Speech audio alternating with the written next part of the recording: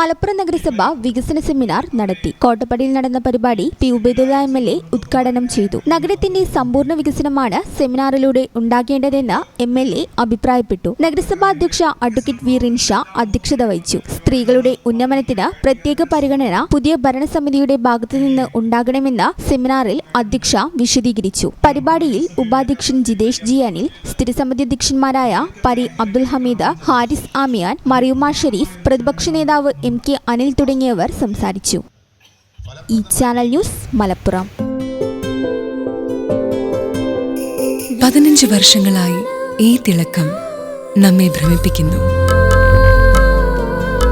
15 വർഷങ്ങളായി ഈ വ്യത്യസ്തത നമുക്ക് ആത്മവിശ്വാസം നൽകുന്നു.